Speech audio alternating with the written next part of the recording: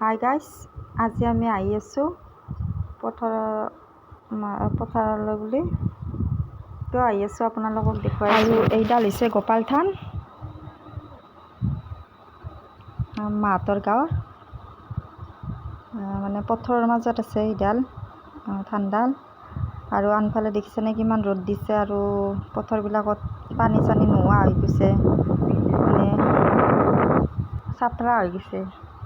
আৰু আমি আহি মানে যিটো কামৰ কাৰণে আহিছিলোঁ, সেই কামটো আহি পালোঁ পথাৰৰ মাজত। মানে এয়া পথাৰৰ মাজত আমি মেটকাৰ ফুল তুলি আছোঁ।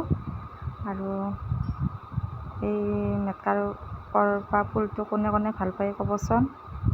হয়তো বহুতৰে প্ৰিয় কিজানি এই ফুলটো, হয়নে নহয় গাইছ? আৰু মেটকাৰ বিচাৰি বিচাৰি আমি মানে এই পথাৰৰ মাজত সোমাই গ'লোঁ, দেখিছানে? একেবাৰে পথাৰৰ মাজত। আনফালে বিৰাট ৰ'দ দিছে, গতিকে ইতিমধ্যে পানী চানীও আমি নিয়া নাই। বহুত মানে পিয়াহ লাগিছে, সেয়েহে আৰু ঘৰলৈয়ে আহিম বুলি ভাবিছোঁ। আৰু মাজতে মানে ইয়াতে কলম শাক, মাছ গোটেইখিনিয়ে পোৱা যায়। আৰু দেখুৱাই দিছোঁ ৰ'ব, অলপ মাছ মানে এনেই ধৰিলোঁ। আৰু এয়া মেটকাৰ ফুল, পিছে নিচে বহুতে, নাই ইয়াতে।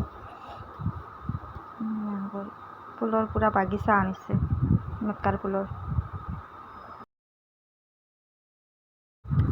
আৰু এয়া মানে অলপ পানী দেখা পালোঁ, তাতে মাছে মানে পানীখিনি দেখি মাছ নধৰাকৈ মানে থাকিব নোৱাৰিলোঁ। আৰু